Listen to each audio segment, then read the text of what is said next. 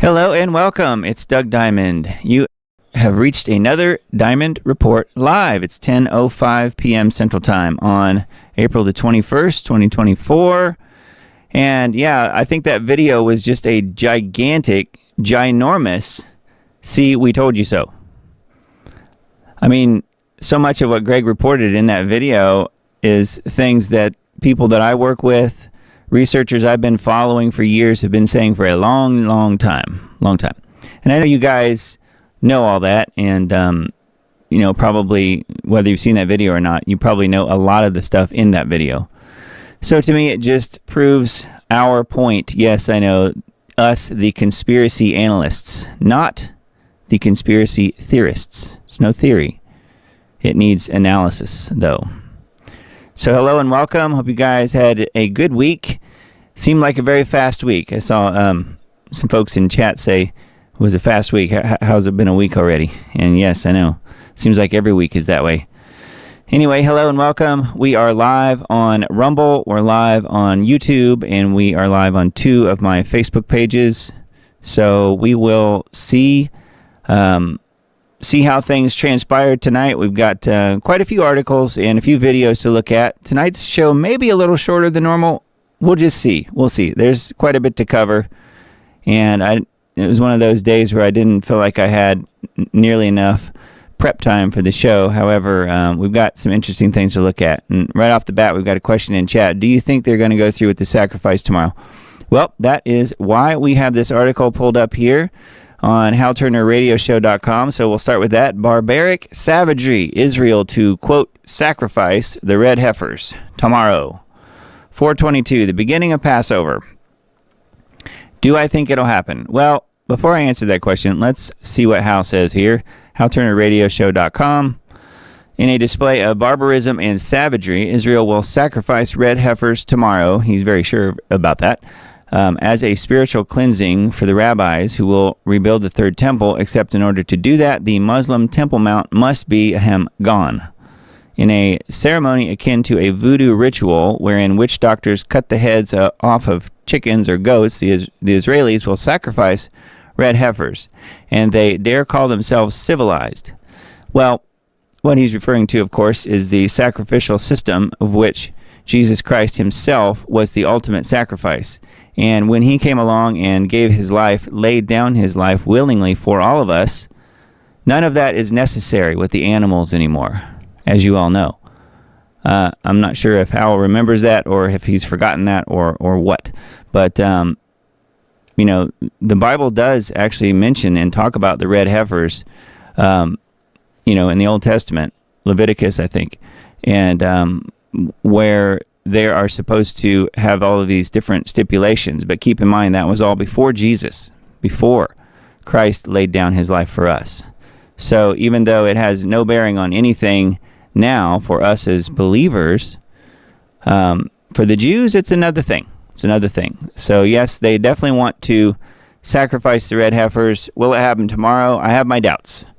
That story is really getting quite a bit of publicity around alt media as far as it being the 22nd. And yes, we looked at this last week.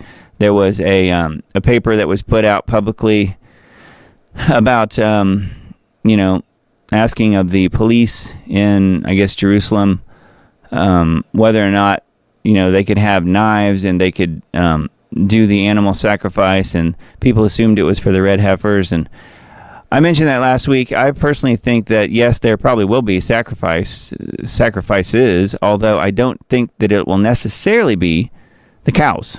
I don't know that it will be the red heifers. Do I think they will do that this year? Yes. Do I think they will be very public about it? I'm not so sure. Will they do it now? I think they still have a few months yet. And as I mentioned last week, I think it's like October, November, something like that this year, where the cows would be too old. And they only need one, by the way. They may not sacrifice all of them. I always hear the plural used, like they're going to sacrifice all of them. They'll sacrifice the one that they feel like they will need to. And keep in mind, they're all about making money. So if they can not kill all the cows and keep the others around for a little looky-loo, come bring your tourist big bucks to our city and see an authentic red heifer, don't you think they'll do it? So do I think they'll do it? Yes. Do I think they'll do it tomorrow? No, I don't really.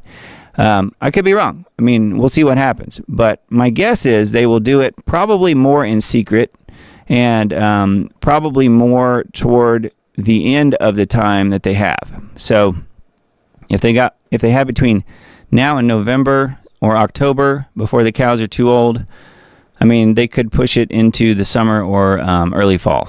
So we will see what happens. I think this is probably much ado about nothing. However, if I'm wrong, that's totally fine. And, this is something that we're definitely expecting to happen. But they don't need to have control of the Temple Mount. That's simply not true. Because as we mentioned last week on the show, if you missed it, maybe go back and check it out. No, it would be the sacrifice would not be done on the altar as it's being reported. It will not be done on Temple Mount as it's being reported. They don't need to have control over it at all. It would be done on a pile of wood known as a pyre, and it would be done in the Mount of Olives, on the Mount of Olives. So that's really the main stipulations. And as far as when they do it, yes, they probably will have to have some sort of police clearance, is my guess. So it could be that the paperwork we saw last week has to do with this, but again, I sort of think it's probably more to do with lambs and things like that. Whatever they're going to sacrifice for Passover, which of course is starting basically now. It's the 22nd over there. So anyway, yeah, we'll see what happens. I don't think Hal is exactly right on this. However, I applaud him for at least reporting on it. And I wanted to show you guys this pretty crazy video here. It says, the world already sees that Israel is a barbaric, savage country based on their dropping almost 2,000-pound bombs from fighter jets onto apartment buildings and schools and hospitals and refugee camps in Gaza for the past 6 months or so. Of course, their savagery was also clear when they bombed the Iran embassy compound in Damascus on April the 1st. It says, it never occurs to the mindless, violent savages that they started it by attacking the embassy. The Israeli psychotic savagery is so vicious, so mentally deranged, they even bombed mere civilians overnight. Here, look, this is more from Rafah, Gaza. So I was just going to show you this video and how crazy it is. These are just...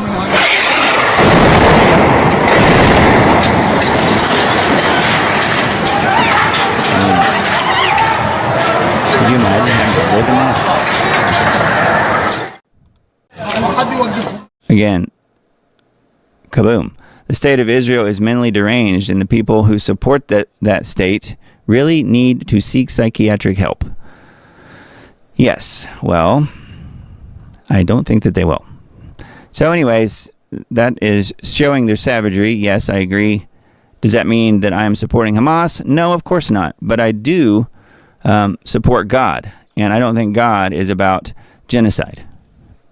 So anyway, we've talked about that quite a few times on this show. So as far as the red heifers go, we will wait and see what happens.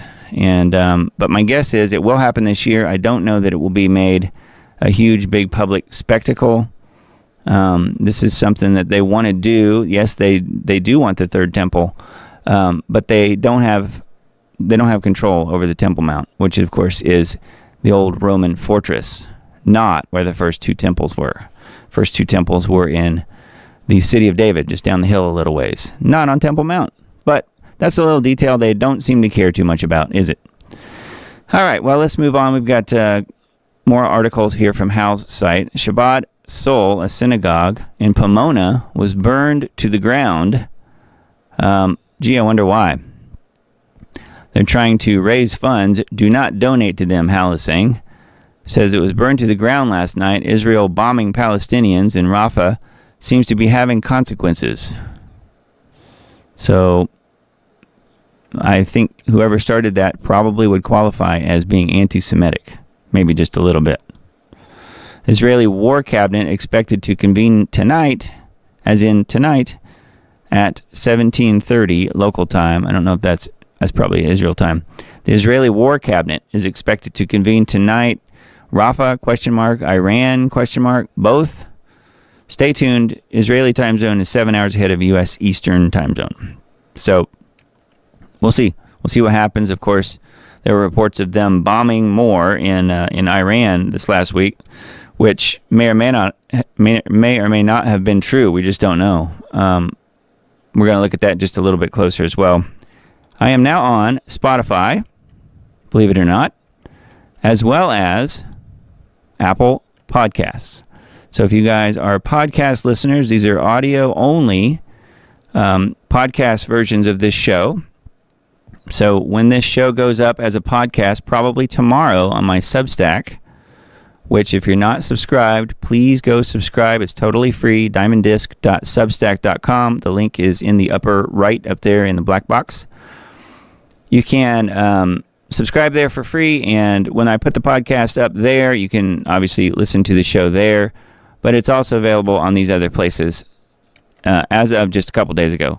So Apple Podcasts, you can see there's quite a few there, and all the episodes should be on there. I haven't even had time to check and see, but it's even got the images, the covers on Spotify. So there they are. It's all synced up and working well so far. Now the next question is, will they allow me to stay on Apple Podcasts and Spotify? I don't know.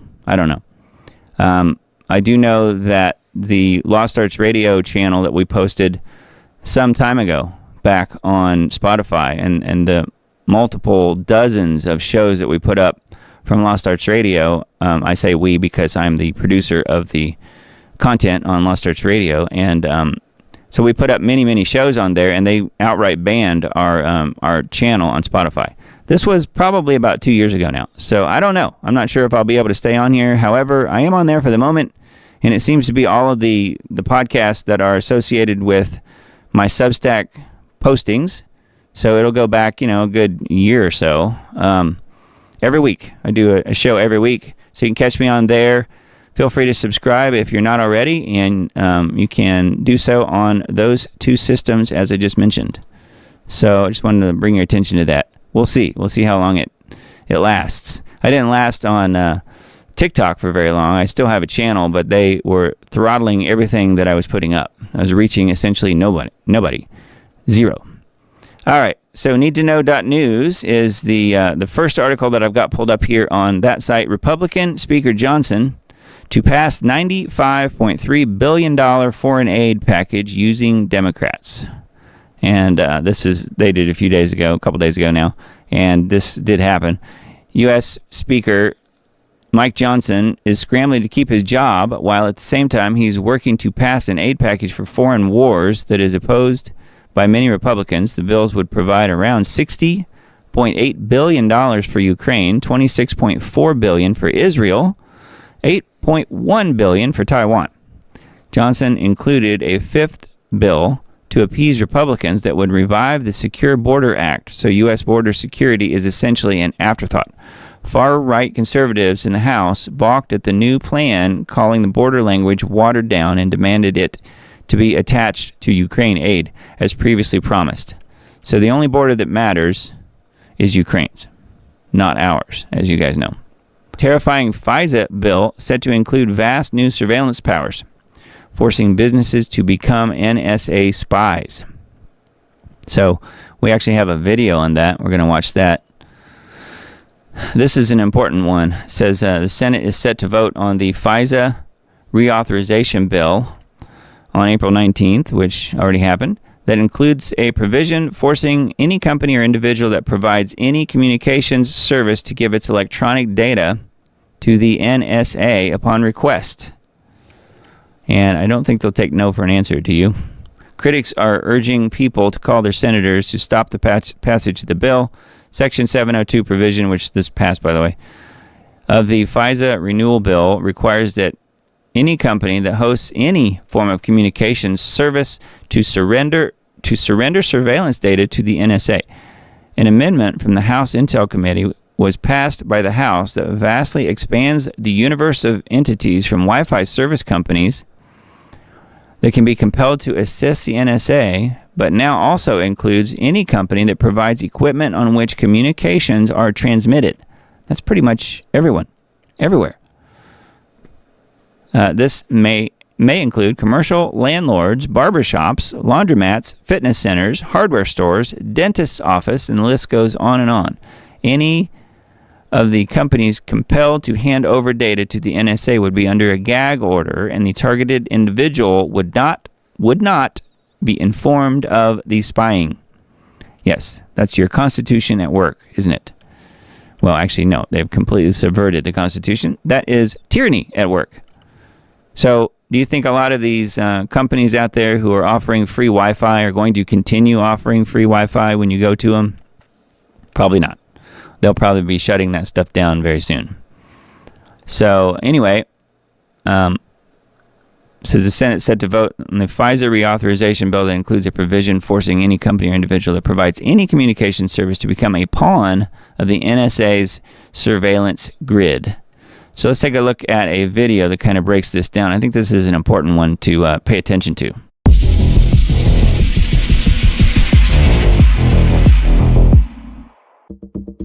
An absolutely indispensable tool that Congress can give us in our fight against foreign adversaries is the reauthorization of Section 702 of the Foreign Intelligence Surveillance Act. It is critical in securing our nation, and we are in crunch time with our 702 authority set to expire next week. So let me be clear, failure to reauthorize 702 or gutting it with some new kind of warrant requirement would be dangerous and put Americans' lives at risk. Section 702 of the Foreign Intelligence Surveillance Act was enacted to make it easier for the government to address foreign terrorist threats.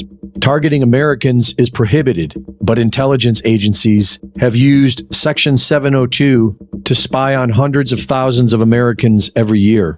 And this week, it's looking to get a lot worse. Elizabeth Goitein of the Liberty and National Security Program at the Brennan Center for Justice does a great job of explaining it and sounding the alarm. Buried in the Section 702 reauthorization bill passed by the House on Friday is the biggest expansion of domestic surveillance since the Patriot Act.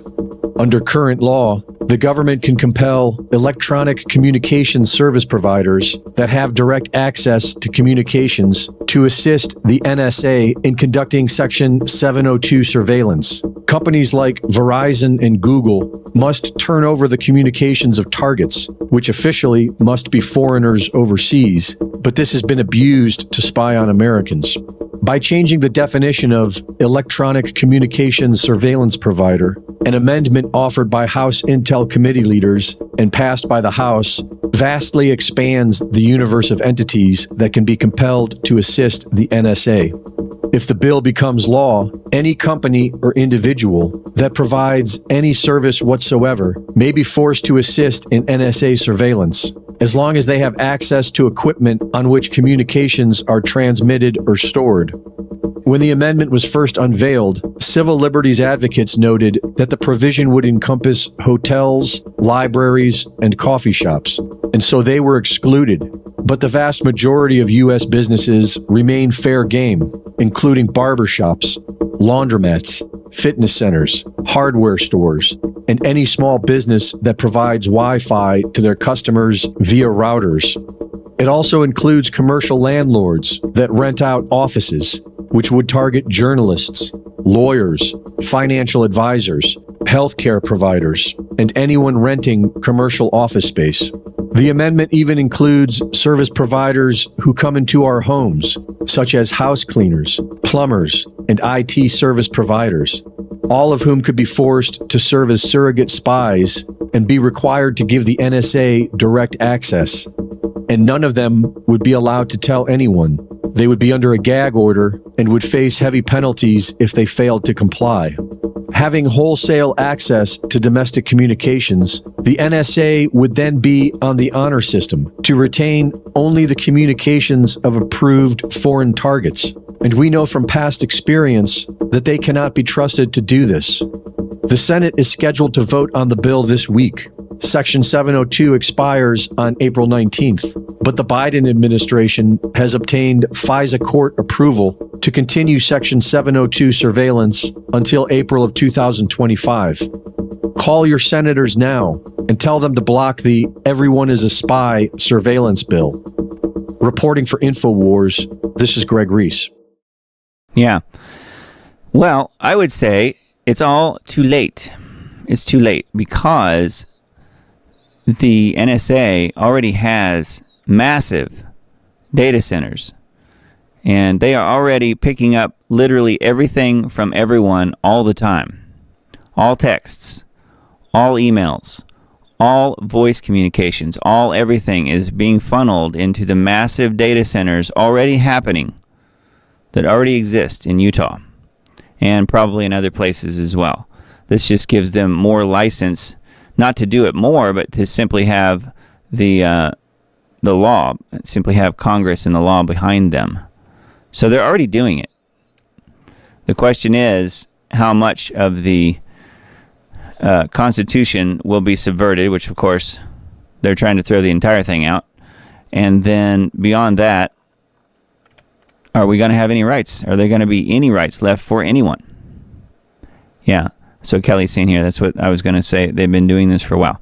Yes, this gives them more license to do what they're already doing. So just wanted you guys to be aware. But yeah, they're already collecting everything everyone says. Literally. 86 House Republicans voted for warrantless surveillance of Americans. So again, this is more information here about what we just talked about.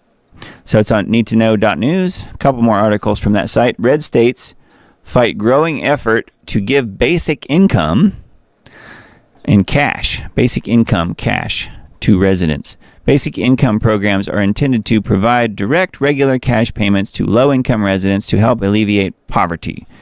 However, critics assert that basic income is a tool to purchase votes. Yep. Republicans argue handing out no-strings-attached cash disincentivizes work. South Dakota is among at least 6 states where GOP officials have looked to ban basic income programs.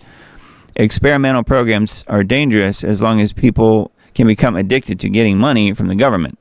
Long-term funding of the programs and the cost to taxpayers is very problematic. So, talking about South Dakota here in this particular article, but yeah. And they want to do it on a larger scale. It's called the Universal Basic Income from ostensibly the world government, right? So anyway, at least there are a few states out there who are trying to fight this whole idea. Who knows where it's headed? But just wanted to mention that one. And then speaking of states with lots of problems, New York, shoplifting gangs are closing New York City stores forever. NYC real estate expert Cash Jordan takes us on a tour of retail theft and organized crime is killing business in his city. Shoplifting is costing the state of New York $4.4 billion or more each year. Wow. Democrats soft on crime and no cash bail laws are to blame. The leftist policies have created the foundation for the underground resale economy that ranges from eBay and Amazon to bodegas, I guess. Some thieves take orders before robbing a store. They take orders. The Democrats who run the state Senate and Assembly last year refused to pass measures to increase penalties against those who assault retail workers. So here's some video footage, I guess, here. It begins, shoplifting gangs close New York City stores forever. So the once great city of New York is no longer great. It's being wrecked on purpose. So anyway, I know we know that, and we cover that pretty often on this show. But yeah, it's interesting to see it at work, huh? RFK Jr., how BlackRock controls political parties, big pharma, and military industries. Independent presidential candidate RFK Jr. explained how BlackRock, the world's largest asset management corporation, controls both political parties to suppress meaningful discussions so that we're unable to unite on issues. He also explained how BlackRock profits by causing problems and then profits again by providing solutions to those problems. Classic Hegelian dialectic, huh? He said, BlackRock owns the processed food companies that are poisoning us, and they own the pharmaceutical companies that are making $4.3 trillion a year, treating the chronic diseases that are being caused by BlackRock's other groups of companies. Similarly, he said that BlackRock, which owns all the military contractors that are destroying ports, bridges, schools, and roads in Ukraine, also has the contracts for rebuilding Ukraine. Yes, and note too that much of our infrastructure in this country is being wrecked on purpose too. I wonder why. Anyway, yeah, so RFK Jr. is onto something there, I think. Don't you? Not that I'm supporting him, but I do think I will certainly call out when someone is right, no matter who says it. And I think he's done and said a lot of good things over the last few months and years, although I'm not following him super close. He did interview my good friend Mr. Dane Wigington about geoengineering some months ago, and was open to learning and hearing about what's going on in our skies. So I would say kudos to him for that, at least. So yeah, BlackRock, pretty interesting. Not good. All right, so this one from Mish Talk. Mike Johnson goes, full neocon. Nikki Haley may as well be the House Speaker. So it's Mike Nikki Haley Johnson. In a speech that Nikki Haley would endorse 100%, Johnson begs the House to approve more aid to Ukraine and Israel to the tune of $95 billion. Such traitors. All these people. Anyway, that's on Mish Talk.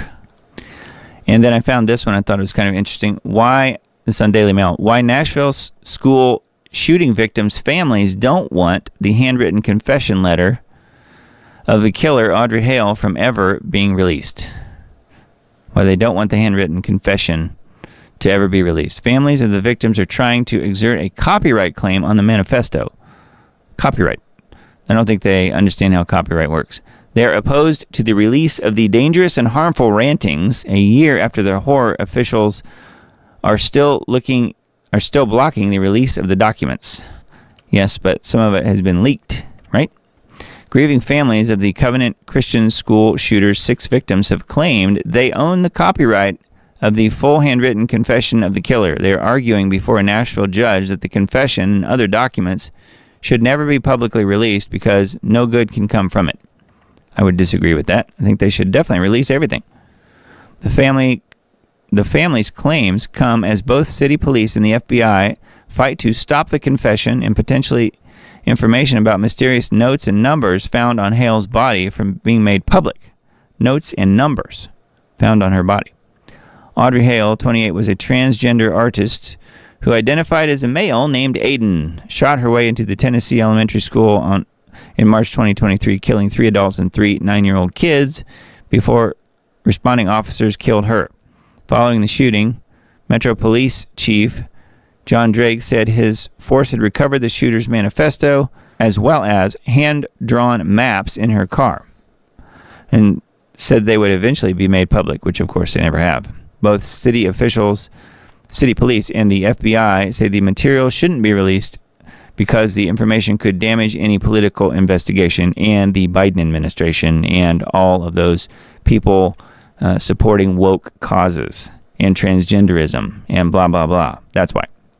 Hale's manifesto has long been expected to reveal more detail about the killer's motive. The Tennessee judge on Thursday will determine if Hale's estate can assert a posthumous copyright claim over the handwritten confession and stop the information from being released. Well, I know a little bit about copyright, having been in the music business for a long time, and I would imagine that this judge probably does as well. So we will see what happens. I would say just on the surface here, that is quite a stretch to say it's a copyright issue. And just because something is, it couldn't officially have been registered with the Copyright Office in Washington, D.C., obviously, like a song lyric or something like that. So there's no copyright that could be found at the government level. There's no paperwork to support that. So to me, it just makes sense that I would think that a judge is probably going to just throw that whole thing out.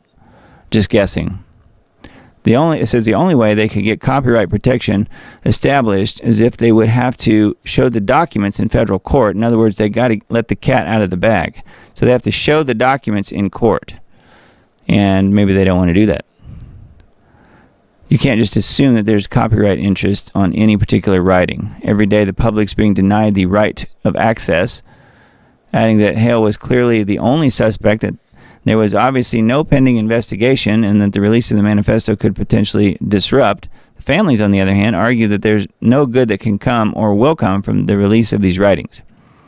So I would totally disagree with that. I think that would certainly be beneficial for everyone to know what was said, what she said, and how much of her hatred she had for just white kids. So anyway, yeah, the whole thing is very strange. So that is on Daily Mail, and we'll link to this article and all the rest of them that I mentioned tonight in the Substack post that goes out on Tuesday. And I saw this one and thought it was kind of interesting. Beach Boys' Brian Wilson unable to remember his children's names, mostly difficult to understand. Lawyer reveals ahead of conservatorship hearing.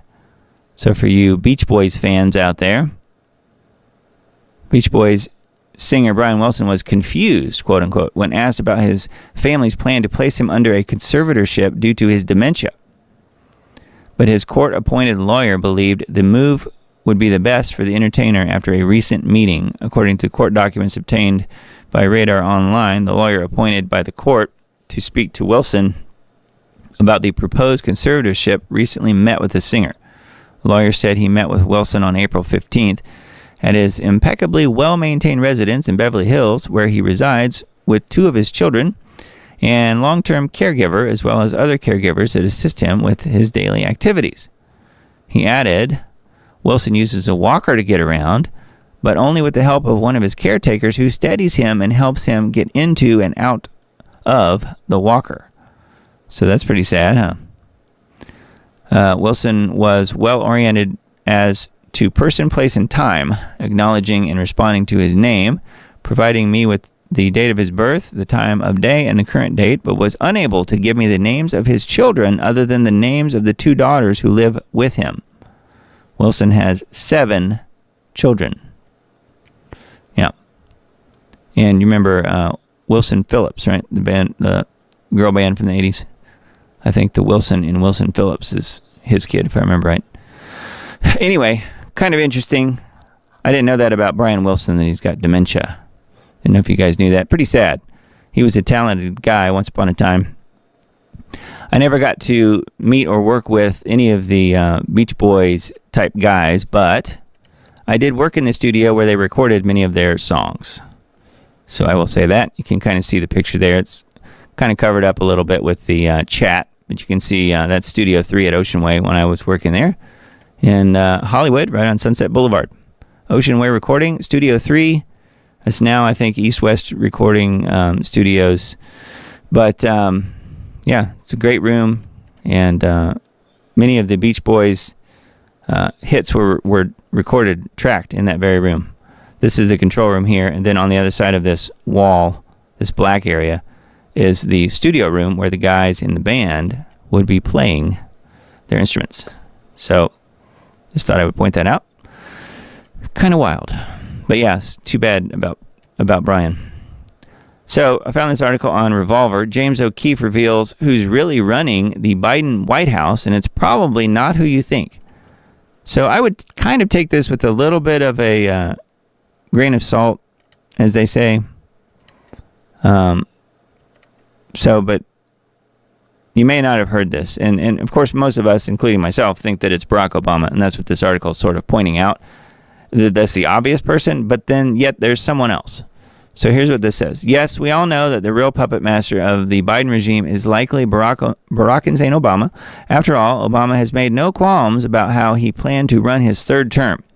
Here's what Barry told Stephen Colbert about his possible third term during an interview after Joe Biden was installed in the White House. I said this before. People would ask me, knowing what you know now, do you wish you had a third term? And I used to say, you know what? If I could make an arrangement where I had a stand-in, a front man or front woman, and they had an earpiece in, and I was just in my basement in my sweats looking through the stuff, and then I could sort of deliver the lines, but somebody else was doing all the talking and ceremony, I'd be fine with that because I found the work fascinating, he says. Barack Obama. However, you almost have to feel sorry for Obama, who's forced to use Biden to carry out his failed policies for a third time. I don't feel sorry for him. I don't know about you guys. Yeah. OMG, there's just no way Obama can use Joe to run his third term any longer. It's getting worse by the day. Yeah, this is more total nonsense coming out of this fake president's mouth. So, all that to say this. It says, based on Obama's own words, it's not too far-fetched to believe he's still the one calling the shots behind the scenes in the U.S. I personally think that's what's going on. However, there's another person.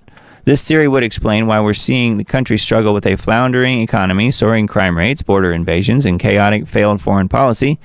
Issues reminiscent of his time in office. It seems like the same old playbook is still in use, just with different hands flipping the pages. And speaking of those hands, who is actually running the day-to-day operations inside the Biden White House? Many suspect it's Susan Rice or another Obama-era insider. But investigative reporter James O'Keefe has peeled back another layer of the mystery. He's revealed the real power broker behind the scenes, and it's a name that you may not be very familiar with. Jeff Zients. Z-I-E-N-T-S.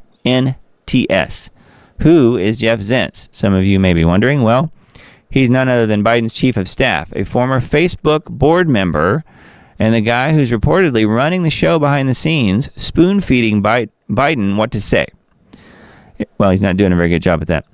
It really makes you wonder, did Jeff come up with that bizarre cannibal story? Did he come up with the cannibal story? I don't know if you guys knew about that, but Biden, well, here we'll get into it if you don't know about the cannibal story.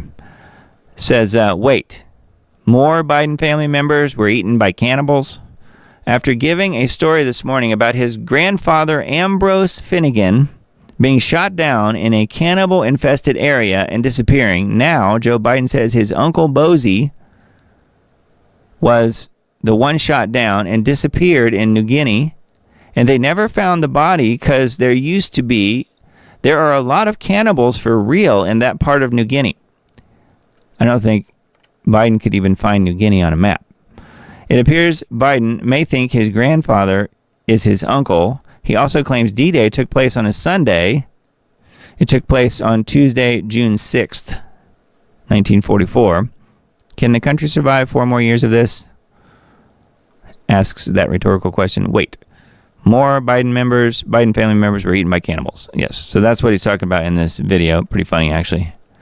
So anyway, there is this video also embedded on the page, which is probably more worth the watch if you're going to spend any time at all on this. But this guy right here is talking to one of O'Keefe's undercover journalists, and he's the guy who talks about this person right here, Jeff Zients, and why he is one of the people behind the scenes pulling the strings. It says here are a few other people rumored to be running the Biden White House behind the scenes.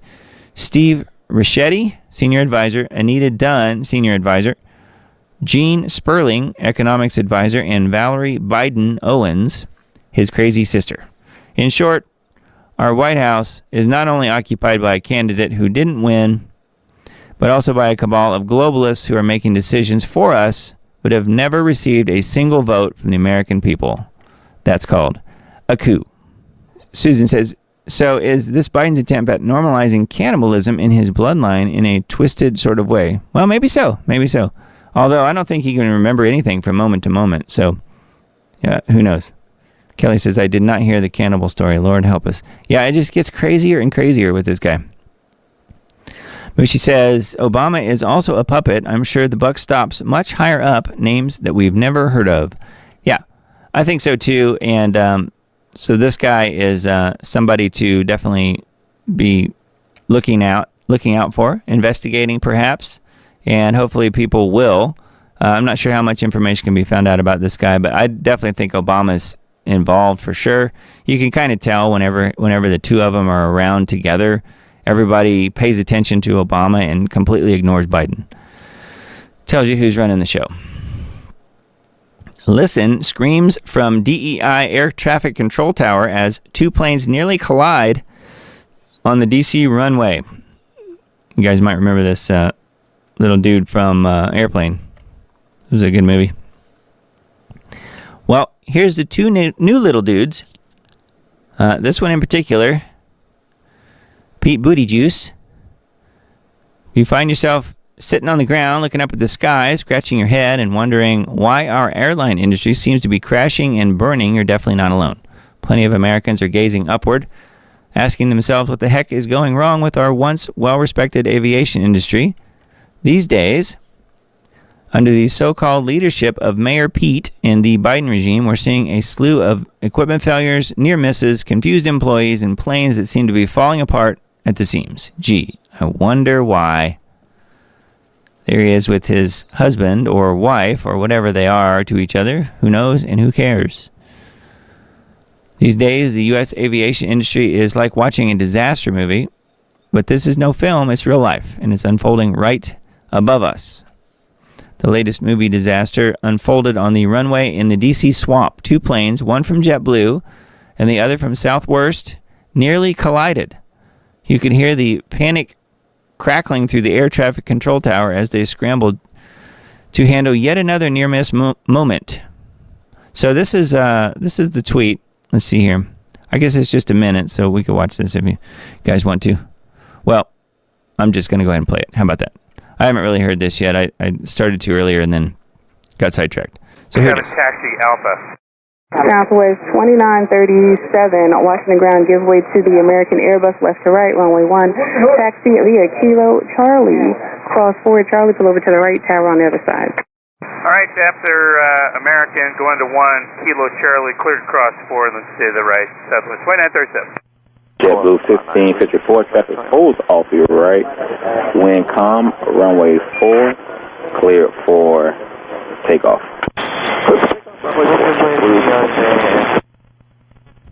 We're watching. Blue Street 5226, left turn at November behind the Embraer, ground point 7. Left turn November behind the Embraer, ground point 7, Blue Street 5226. Stop. Southwest 2937, stop. We stopped, we were cleared to cross runway 4. And we stopped JetBlue 1554. Well, at least they weren't in the air. They were just on the ground. But yes, they're yelling at him to stop. So there you go. There is our wonderful aviation experts who are running the show. Just kidding. Yeah, if at this point, if you're not concerned, you are not paying attention. So, yep. Anyway, we will continue to report on the air traffic control mishaps and near misses. Hopefully that's as much as we'll have to report. But who knows? My guess is it's probably literally going to come crashing and burning down. The two new little dudes, yeah. So what we just heard is DEI at its finest, Susan says. Yeah, that's what it is, or at its worst. So that's on revolver.news is where that one is. The Federalist, I found this article. Democrats just blew off impeachment of Mayorkas and Republicans will do nothing. Democrats just made it okay to dismiss impeachment without a Senate trial. Republicans definitely didn't learn that lesson. There's a silver lining to Democrats' casual dismissal of impeachment charges. It's their guy, though, so of course they're going to dismiss it. Against Mayorkas this week, it would be that a future GOP-led Senate now has a license to blow off all impeachments that will inevitably be sent their way. Is that really how it would work? Really? Surely this person, Eddie Scary, who wrote this article, has to know better than that. That is not how it works. We have a two-tier justice system. The Democrats can do anything they want. Republicans can do nothing. Let's see here. There's no universe in which Republicans accept the gift. In reality, the next time Democrats seize control of the House and contrive allegations of high crimes and misdemeanors, as far sooner than you think, enough Republicans reliably compliant will declare it's the Senate's absolute moral and constitutional duty to consider, deliberate, and ultimately host a trial that remedies the fabricated concern. It's depressingly rare for Republicans to return fire when Democrats escalate their unyielding war on American democracy, institutions, and norms. Democrats impeached the last Republican president twice, and one of those times he wasn't even in office. Yes, well, they thought they were saving the country from Trump. Anyway, pretty ridiculous. The whole right-left paradigm thing is very ridiculous. And there's no difference between Democrats and Republicans at the national level, in my opinion. Only maybe a handful of people have much difference as far as Republicans go. So, not good. Technocracy.news. I usually mention some of these articles. Transhumanism, digital twins, and technocratic takeover of bodies. Seems to be a lot of that going around. This author cracks the technocrat conspiracy to use the FDA to institutionalize transhumanism. Future testing of drugs and therapies will be conducted on digital twins or directly on humans instead of animals. This is a sea change in health. Discare, paving the way for endless use of EUA to approve new drugs. So that was the first one on technocracy.news. Skynet has arrived. Google follows Apple, activates worldwide Bluetooth LE Mesh network, wearables, smartphones, fitness trackers, smartwatches, hearing aids, Apple AirTags, Ring products, etc. All use Bluetooth LE, which means low energy, to form an independent mesh network that is not based on the internet. All these devices can receive, send, and forward data packets and instructions to other devices. Almost all Internet of Things devices, IoT devices, will be equipped with BLE, Bluetooth Low Energy. Thus, the infrastructure is complete, just waiting to sink its teeth into humanity everywhere. So that is not good. And we've talked about the wide body area network on this show as well. Something that you could look into. UBI, I mentioned this earlier. Red states fight the urge to give basic income cash to residents. The universal basic income movement is global, being pushed straight from the top by the UN, which exists for sustainable development, aka technocracy. In America, it's pushed by the National League of Cities that shepherds over 2,700 of the largest cities. Academic institutions like Stanford, University of Michigan, and Arizona State are pushing it hard. Because they care oh so much about us and want us to all have basic income. Anyway, that's on technocracy.news. Headlines on reclaimthenet.org. Let's see here. Australia demands X delete content surrounding the Sydney attack. The recent church stabbing. Did you guys know about that? Musk's X battles Australia's online safety watchdog, highlighting the censorship concerns after a church stabbing incident in Sydney. Orwellian Sydney police, we will be the source of truth. Yep. That was what, what's her name, was saying to their former president, or prime minister. Sydney residents questioned the implications of centralized truth and censorship in the wake of government's push to police online discourse. TikTok ban is reignited after getting wedged into Ukraine and Israel funding bill. The Senate's 11th hour approval of the warrantless surveillance program, which we mentioned that already. Australia's communications minister tells people to report social media posts to the chief censor.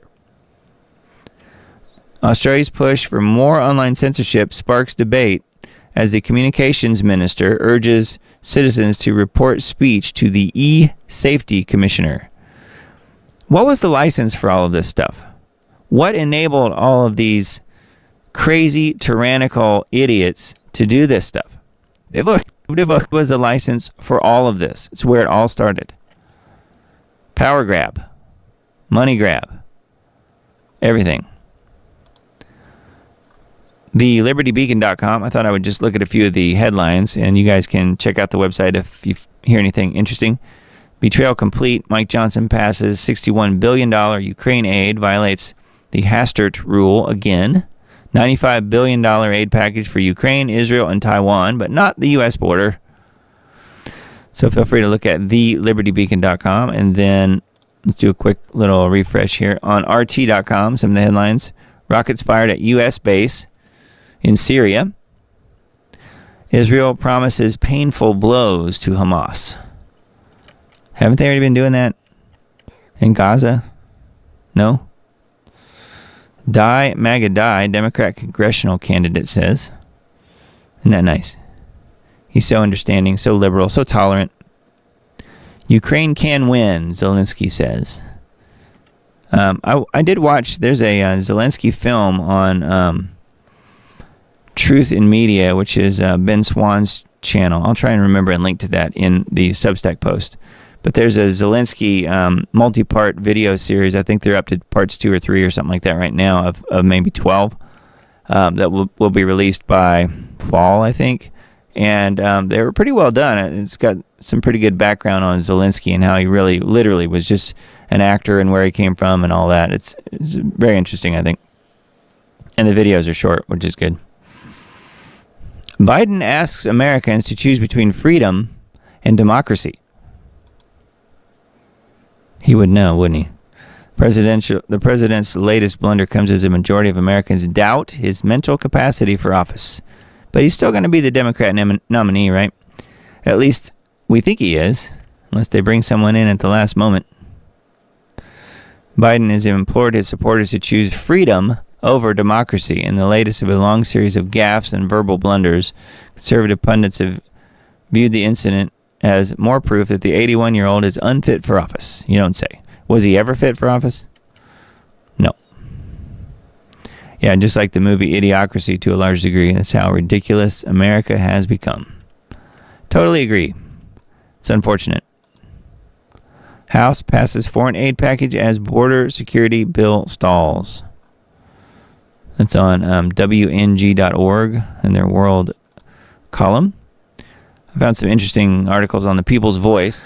Mel Gibson says Hollywood pedos are using Diddy to cover up horrific crimes of satanic cabal. Yeah, that's what I said when that story broke, was that Diddy must not have had the right people at the top as part of his patrons, because if he had, he would have gotten a pass. Sean Diddy Combs is just the tip of an enormous, rotten iceberg of pedophiles and sex offenders operating in the Hollywood entertainment system, according to Mel Gibson, who warns that despite the lurid revelations about Diddy and his crew, we have not seen anything yet. According to Gibson, these people are unspeakably evil, and mainstream media is covering up their worst excesses out of fear that the public will rise up against them if they understand the role that pedophilia and satanic ritual sacrifices play in the occult religion that the VIP elites subscribe to. As whistleblowers who expose Diddy's crimes start dying, it's worth paying attention to every word Mel Gibson is saying. I think he's probably right. Don't you? It's on the People's Voice. Hillary claims Trump would like to kill his opposition. So in other words, everything that she wants to do and is in fact doing. Have you seen the Clinton body count? Says Clinton has claimed that Trump wants to be like the Russian President Putin and other strongman leaders. They always accuse the people that they are against of doing those very things that they themselves are doing. The twice-failed U.S. presidential candidate said her former rival is a wannabe strongman who would like to murder his political enemies. Also warned that if Trump is elected president again, it will be like having a dictator. No, we already have that. It's called Barack Insane Obama. Yeah, she's still alive. No kidding. Well, I saw a different picture of her on another website that she doesn't look very good. Let's just say that. Not that she ever did, but she looks worse than normal. Information liberation. AP says Israeli strikes on Gaza's city of Rafah kill 22, mostly children, as U.S. advances aid package. And I guess the evangelical Christian church is all for this because Israel can do no wrong in their eyes. And then more about the House passing the $95 billion foreign aid giveaway. And the FISA spying bill, which we mentioned earlier. The Guardian on Papua New Guinea cannibalism. People were eaten out of respect. The Guardian is pushing back against old Joe's anti-cannibal bigotry. Yeah, of course. We know he's a bigot against cannibals. I mean, just have to let him do what they do. Woke Google fires 28 employees who protested the Gaza genocide. So, not too surprising, I guess. That's what they do. Now, I saw this and was definitely, my first reaction was certainly, yeah, right. But this is what this says. Who knows? This is from Toronto99.com. I don't even know what that is, but here's what they say. Reports, Klaus Schwab is in the hospital, may be dead. Updated. So let's see what it says. This is dated a few days ago now. Oh, it's 11/11. Welcome to 11/11. I see it almost every day. A WEF spokesperson has denied viral claims of Schwab's hospitalization. Klaus Schwab, the 86-year-old founder of the WEF, was reported to be in the hospital on Sunday. However, a spokesperson disputed the claims and said Schwab is in good health. The German-born economic influencer faced accusations of being in the hospital and seriously ill. So, if you were wondering, which I wasn't actually, I didn't know that was even being reported, but it says rumors are circulating that Klaus Schwab has fallen very ill, wrote a Twitter X influencer. He's apparently admitted to the hospital seriously ill. That doesn't bug me, wrote a Brazilian doctor. But I don't know. I don't think I would necessarily believe that. So if you're hearing reports about Klaus Schwab being under the weather or in the hospital or on his deathbed or dead or any of the above, don't necessarily believe it. Some remain skeptical of the claims, including researcher Mike Rothschild. Rothschild has written several books about conspiracy theories. He does have an interesting name, including one on QAnon. Funny. Fact checkers disputed the claim on Monday. Well, we know if fact checkers say that he's not sick, then clearly he's not sick. WEF was contacted for comment on the matter, but Toronto 99 did not receive an immediate response, and they never will. That's the way it works. So anyway, in case you're hearing about Klaus Schwab, he's probably not dead. He's probably not sick and in the hospital. Just a guess. Do you think he took... Yeah, me neither. Trump will be found guilty in NYC and Bragg will try to imprison him. Not that I'm a Trump supporter, but obviously they're out to get this guy. New York City is out to destroy Trump, and Alvin Bragg's criminal trial starts today, Monday. This is dated April 15th, so that was a week ago now. We already know the outcome. Trump will receive nothing of a fair trial, and Bragg with the judges will find Trump guilty, and they will try to imprison Trump on Rikers Island and cheer when an inmate kills him.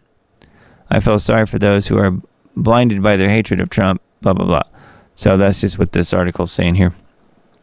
I don't know. I don't think they'll go to all that effort. Personally, I do think they might try and imprison him, try and keep him from running.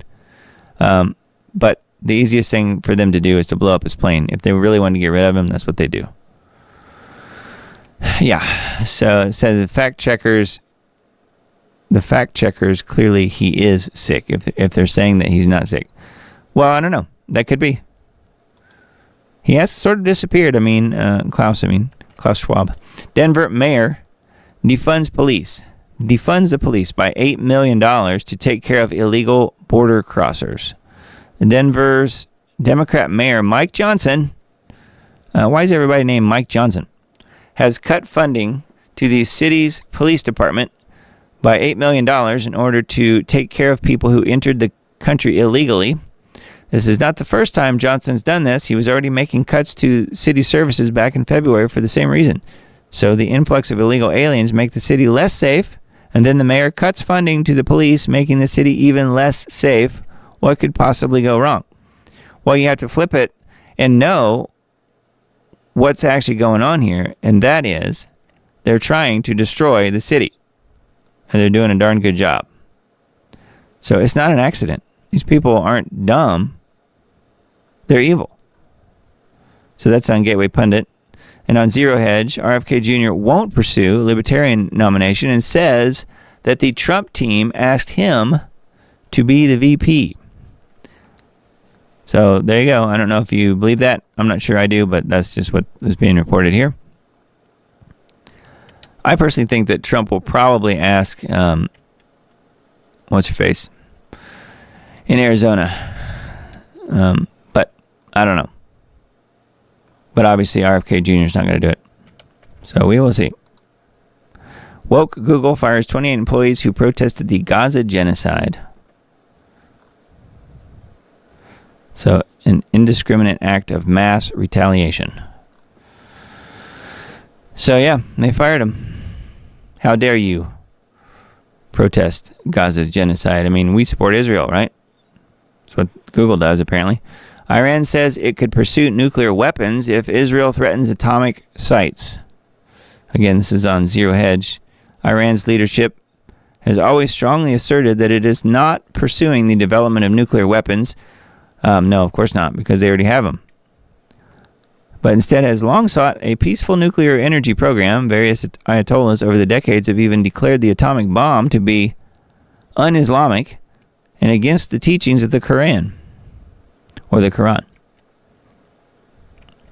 Says, but that could change. Iran's military now says, should Israel launch an attack against the Islamic Republic following last Saturday's own Iran strike on Israel, which was a retaliation for the Damascus embassy attack of April 1st. The commander of Iran's Nuclear Centers Protection and Security Corps of the IRGC, Brigadier General Ahmad, has warned that any aggression against Iran could trigger a review of the country's nuclear stance. So there you go. They're trying to get us all killed. So that is on Zero Hedge. NotTheBee.com. Biden guts Title IX, allows men to compete in women's sports, and gives schools power to punish kids for not using the preferred pronouns. Because if you're Biden, you have to have your main issues front and center. All right, guys, we can't let this fly under the radar. Fake President Biden is undoing Trump's Title IX rules by re-implementing Obama's initiatives of the Department of Education. What that means is that, quote, women no longer means women when it comes to civil rights, and the radical gender theorists are in control. I like that. Gender theorists. That actually is a theory, right? They have a theory that they're, male or female. If they're males, they think they're females. It's a theory. Also, the anti-men's groups and the fake rape culture apologists of the Obama era are back in control. Inez Stepman does some of the best work on this subject, so I'll let her explain it in this X thread.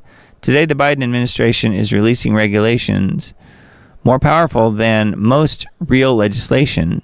His Title IX changes redefine sex in civil rights law to include gender identity, exposing girls and women across the country to men in their bathrooms, sports teams, and locker rooms. So it says this is a simplified list of what Biden's defense of transgender students, as it's being called in the media, accomplishes. A complete and total loss of rights for girls, women, men, and parents. But at least the pronoun brigade won't be offended. Yeah. The pronoun brigade. Yeah. And you can also call them the Skittles crew. So, anyway, that's what's being planned, I guess, at the Lovely White House. Man self-immolates outside courthouse of Trump trial. So yet someone else lighting themselves on fire. A man set himself on fire outside New York courthouse where Trump is being tried for an alleged hush money payment. What is with people setting themselves on fire? And this one for Trump? Yeah, Carrie Lake, thank you. Yep. Harry Carey, that's funny. Yeah, Kelly's mentioning Carrie Lake. That's who I thought would be the VP nominee by Trump. I think he would probably pick Carrie Lake, but we'll see. We'll see what happens. Yeah, so this is someone else who's set themselves on fire. On Friday, with several news cameras present, a man set himself on fire. The act occurred near where a group of Trump supporters were protesting. The presence of security barricades hampered a response from police and emergency services. Flames and smoke broke out around the body. Several people tried unsuccessfully to extinguish the fire with their coats. A video showed the man being doused with a fire extinguisher. The fire burned for nearly 2 minutes before being extinguished. First responders then took the person out on a stretcher. So, someone else lighting themselves on fire. What is going on? Very, very strange. Yeah, Kelly says, I think God is saying, man, I thought Sodom and Gomorrah was bad. Yeah, yep, I know. I think that's where we are. That's why I definitely think we are in the end times. Gateway Pundit article. Update. Israel not clear why Pentagon leaked info to media on Isfahan attack, embarrassing Iran, potentially escalating conflict. As reported earlier, a massive explosion was reported near Isfahan, or however you say it, Iran today. It's considered to be the primary location of the Iranian nuclear weapons program. So how about that? The Iranian media reported 3 major explosions on Isfahan on Friday morning. 3 huge explosions were heard near Isfahan, south of Tehran. This was not the first time the nuclear facility was targeted.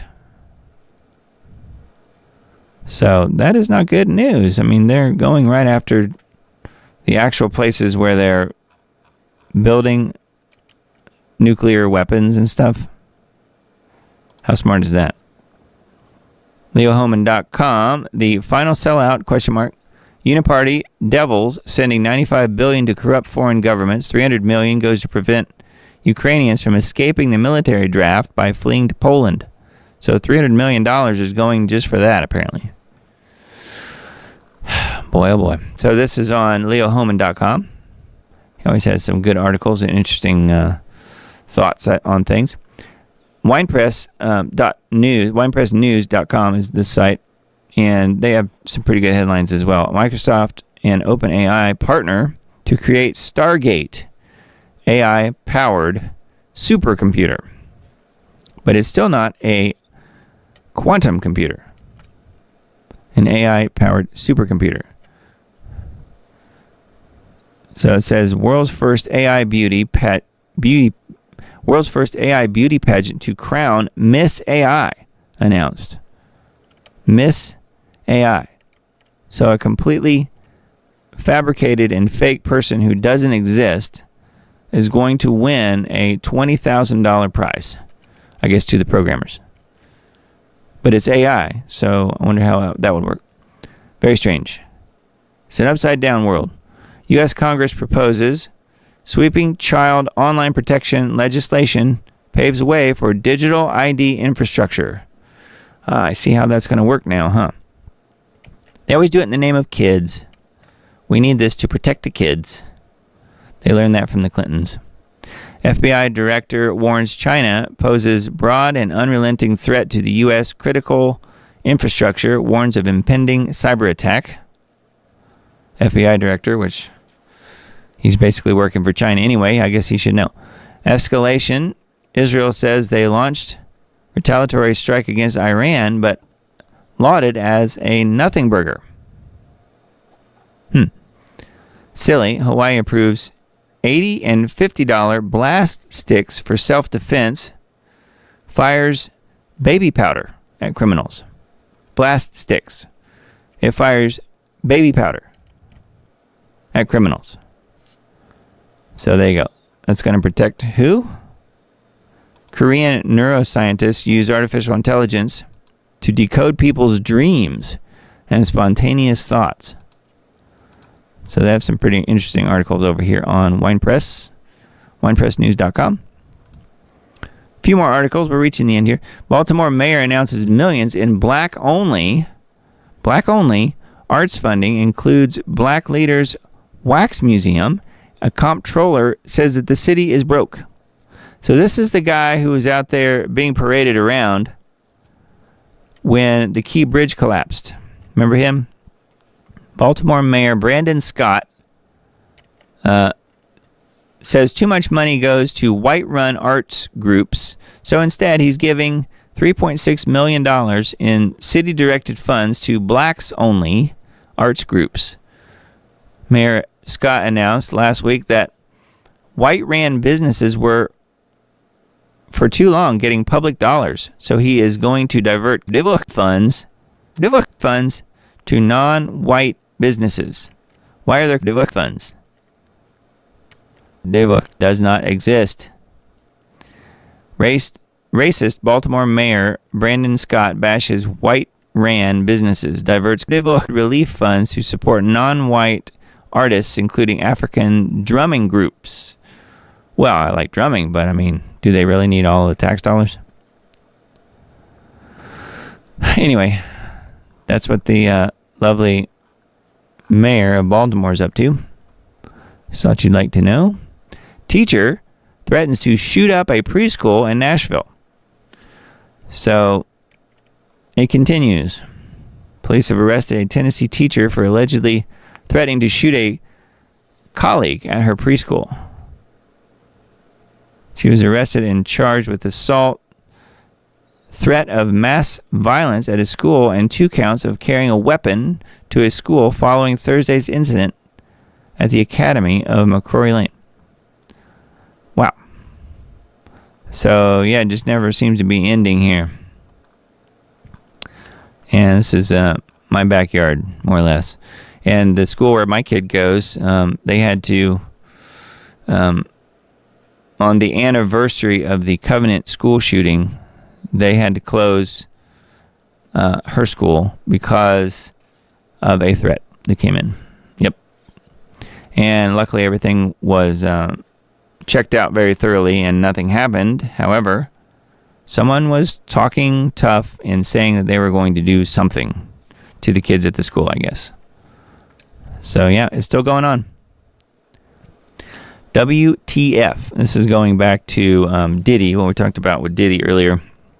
Talking about the Mel Gibson article, and in that article it mentioned how people are starting to die and disappear. Well, here we go. WTF influencer who helped expose the P. Diddy scandal found dead at 36 years old. Activist post. Everybody's talking about this House bill being passed. $95 billion for foreign wars. Because that's what America is all about now. Foreign wars. That's all that matters. But yeah, there's always some interesting articles on the Activist Post website, activistpost.com. Not to be.com. Memphis man tries to rob a convenience store with a rock, a railway spike, and a snake. But the clerk had a gun, which tends to beat rock, spike, and snake. Right? The old rock, paper, scissors. Except this is rock, spike, snake. Very strange. InfoWars site. Congress secures $95 billion for Ukraine and Israel, 0 for collapsed border. You don't say. Oh, here's the other picture I was mentioning earlier. Her eyes look really sunken in. Maybe it's just all the black makeup or something. Hillary's claiming that Trump wants to kill and imprison his opposition. I think she's worried for herself. Anyway, there's a video there. I don't know why you'd ever want to watch it, but it is her, and embedded there on the page. The global censorship racket. Australia bans independent research. It's the epitome of Orwellian doublethink, and it means It's meant to divide the public. It's also designed as a litmus test for future technocratic censorship. Yeah, the countries of really, I guess, New Zealand and Australia, in addition to Canada, are being used as a testing ground for all this stuff. And, they're going to bring it to the U.S. as quick as they possibly can. Susan says, lol, rock, spike, snake, and twisted version of an old classic. Yeah, that's what I thought of when I saw that article. Video, Newsom is releasing a campaign ad showing women seeking abortion as criminals on the run. Republicans are trying to criminalize young women's travel to receive abortion care. We cannot let them get away with this, Newsom says. So there she is there with the pregnancy test talking to the cop. A campaign ad released by Governor Newsom depicts a pair of women trying to outrun the police to get an abortion out of state. Sounds like Thelma and Louise gone bad. And then headlines on vaccine impact. Did Israel even attack Iran? That's a question that we should ask. And they may not have. However, it was reported that they did. So why is that? Was it just the U.S. reporting that they did? Because we know that the U.S., the American empire, lies about everything. So, I don't know. But they may very well attack Iran still. The high cost of knowing the truth leads to another lost life. The media doesn't know how to report these suicides. Iran's response to Israel was pure political theatrics as the genocide in Gaza continues. Yep. Internet down. Are you prepared for life with no internet? Sometimes I think that wouldn't be so bad. I remember life before that. Life before the internet, don't you? Anyway, that stuff is all on a Vaccine Impact website, vaccineimpact.com. GeoWatch for this week. Engineering deluge. Meteorologist warns of weather wars between countries. That new headline from Newsweek continues with this. The Dubai floods act as a stark warning of the unintended consequences we can unleash when we use such technology to alter the weather. As soon as reports like the Newsweek headline began to circulate, Matrix Media immediately initiated a denial campaign that was complete reversal of the initial publications on what happened in Dubai and why. The controllers absolutely don't want the public to comprehend the connections between climate engineering operations and weather catastrophes. Geoengineering programs are wreaking havoc all over the world. But one U.S. state has now officially pushed back with a newly passed law banning such operations. Tennessee. The latest installment of Global Alert News is below. So, yes. If you're not on the GeoWatch newsletter list, you need to be, because we sent this out earlier in the week. Governor Bill Lee, signs climate engineering ban legislation into law. He did sign it. So it is law. Is it going to change anything as far as geoengineering over my head and over all of our heads in Tennessee? No, it won't change a thing, I don't think. But at least it's being talked about now, and it is a group of people who are trying to do something, which is about all that we can do, is try and do something. But unless they're going to send the Tennessee, Air National Guard or whatever, send them up and escort those planes down, I don't think anything will change. Or shoot them down. Tennessee Governor Bill Lee has now signed legislation into law that bans any form of climate engineering operations over the state of Tennessee. Courageous Tennessee lawmakers in the Senate and House had previously passed the legislation, which put it on the governor's desk. It has now been signed into law. Though other states have tried, Tennessee has succeeded due to their solid, straightforward, and simple bill. Now, other states can follow suit by utilizing the Tennessee legislation as a template for their own. The following is an excerpt from the legislation that is now the law. Here's the excerpt. Prohibits the intentional injection, release, or dispersion by any means of chemicals, chemical compounds, substances, or apparatus within the borders of this state into the atmosphere with the express purpose of affecting temperature, weather, or the intensity of the sunlight. We need every state in America to follow what Tennessee has now successfully accomplished, Mr. Dane says. So, way to go, folks in Tennessee. I had nothing to do with it other than my bumper sticker on my car. Band Geoengineering or whatever it says. But I'm trying to help in some small way by helping Dane with his website and newsletter and radio show and all that stuff. However, the people who know about this stuff at the state level definitely deserve to be applauded here because they've done the right thing. So that's good. And that's hard to say in this day and age. And I think I mentioned last week on the scheduled weather NOAA map that we would see a flip-flop between cold and warm, above and below normal, and that apparently is what's happened. We have above normal in the east and below normal in the west. I think it was the opposite last week. And I think I said last week it'll probably flop and flip-flop for next week. And it has, in fact. So, which means I just have to say the same prediction again for next week. I'm guessing it's going to be above average in the west next week and below average in the east. We'll see what happens. Just constant back and forth, back and forth. It's called weather whiplash. Mr. Dane talks about it all the time. But that's the scheduled weather.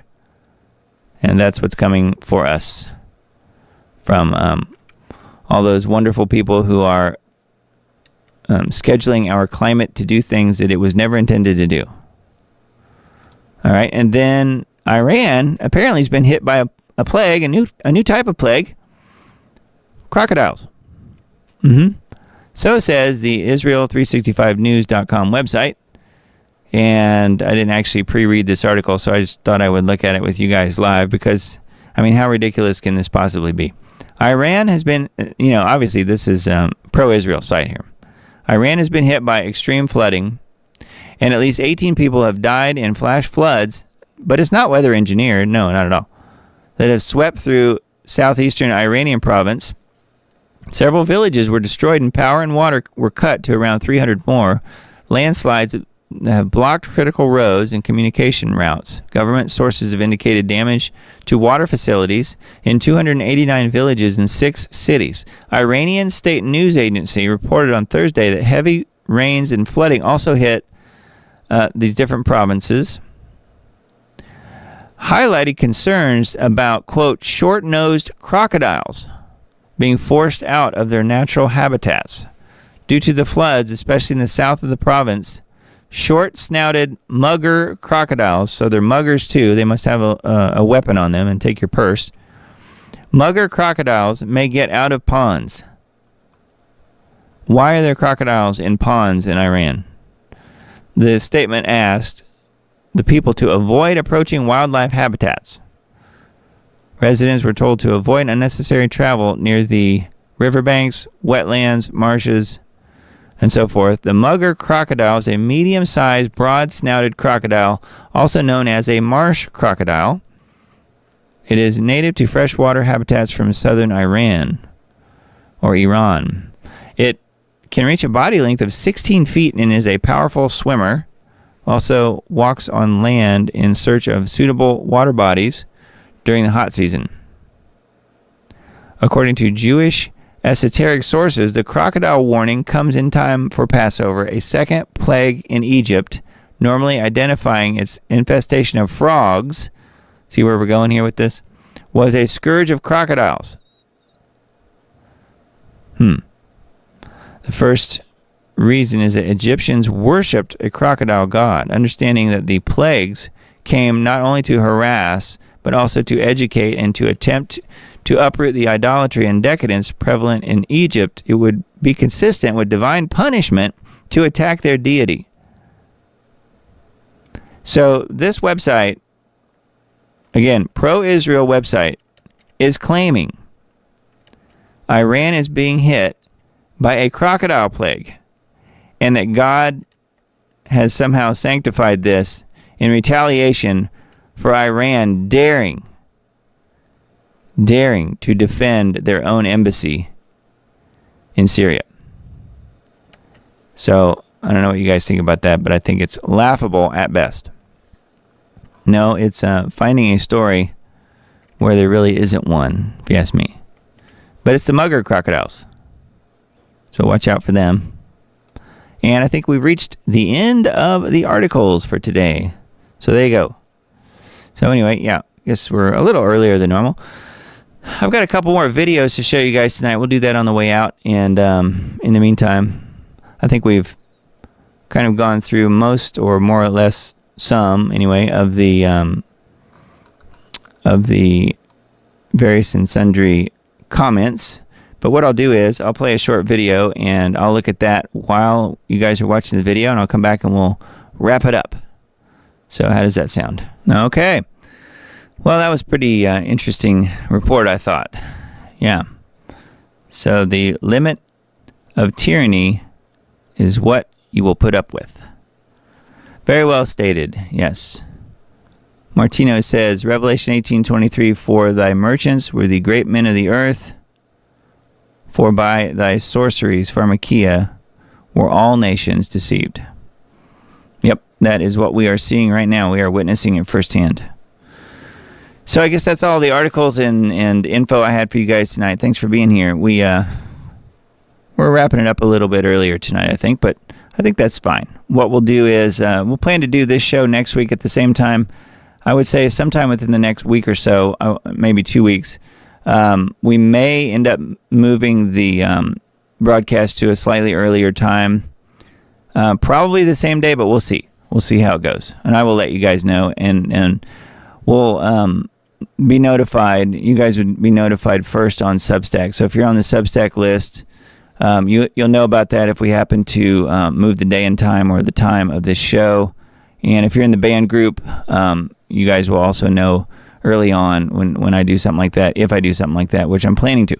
So anyway, just because, not really for me as much as I've had a lot of people saying, that they wish that the show was on earlier, because otherwise they can't take part in the chat or even be here live. So, but I do appreciate that.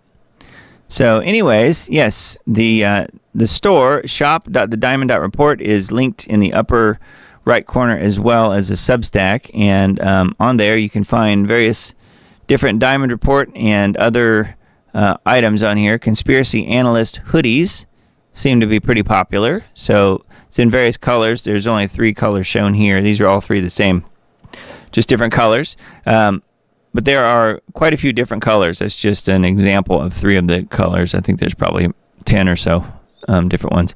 Stickers, mugs, shirts, hats, all kinds of stuff. So feel free to take a look at that if you would. And if you want to support the broadcast, that's a good way to do it. Obviously, Substack is another good way to do it. And then, just sharing the show that really helps me a lot, because there's no advertising in the show at all. I do that on purpose. I don't want to have any sponsors or anything like that. So I'm just, relying on you guys to help me out, and know that I spend a ton of time putting this show together, and post-production on the show as well, putting it together and putting it out on the various platforms. It all takes time. So anyway, thanks you guys for that, and most importantly for being here tonight, and for watching later on. If you guys happen to be catching the broadcast later on the various platforms, and let's take a look at those. Some of those are Rumble, which we're also live on Rumble at the moment, BitChute, and Brighteon. And then I will take the links after this show is done and post those, the uploaded video on those various platforms. Rumble, BitChute, Brighteon, back on Facebook as well. And I'll put those links in the band group and on my Telegram channels. All that stuff is linked. You can get to the main links for social media, at least, from the Substack page. So if you're on the Substack page, you can find me on any of those platforms, like Twitter X and Facebook and Rumble, BitChute, Brighteon, DLive. DLive is a backup live streaming platform. Telegram, Minds, Gab, CloutHub, MeWe, Brighteon.io, which is a new one I'm on. Brighteon.io. You may have heard Mike Adams talk about it, as well as Brighteon Social and Getter. So anyway, I'm on those different platforms. You can find me there. And then, of course, my own band group, which Miss Emily helps me with. And she has posted the link to join the band group in the chat. So thanks, Emily, for doing that. It's in the chat on Rumble as well as, I guess, on YouTube as well. So, yes, thank you guys for being here tonight. And we will see what happens tomorrow with the heifers. I don't necessarily look for anything to happen tomorrow. I think it was probably a kind of a misinformation, misdirection type of story is my guess, so that it will all blow over and people will kind of forget about it. But I don't think people will. The people who are really interested in this whole prophecy thing and how it plays into the end times, yeah, it's a step there. It's a step towards them building a physical third temple, which I really think they want to do. And when they do, they're going to put it in the wrong place, as I've been saying all these years since I made End Times Dates Part 3, actually. That's on Part 3, about the third temple. So if you are not familiar with what I'm talking about, please feel free to check out my YouTube channel, which is, it can be found on takeittotheLordinprayer.com, and you can find me on Twitter X as well. And know that those videos are available if you haven't already seen it. On Twitter X, I tend to do a lot of reposts. I used to call them retweets. And then this post from Ed Dowd: if we could all stop listening to people who tried to kill us, that would be great. So on that note, we will wrap it up for this week, and we will plan to be back here again next week, 10 p.m. Central Time on the 28th of April. We will see what happened in the world and see how crazy, insane it is after another week. So my guess is we will be witness to even more strange, crazy things unfolding, like almost moment by moment at this point. So blessings to you guys. Hope you have a really blessed week. Hope you have a really good one. And feel free to stay in touch. You can reach out to me through the various different social media platforms. Leave comments on any of the videos, and Substack and Band are the best ways to find me and converse if you have questions to ask or suggestions. Always open to topics, suggestions, things to talk about, things to research and look into. So feel free to reach out that way. Otherwise, hope you have a really good week, and we'll talk again very soon.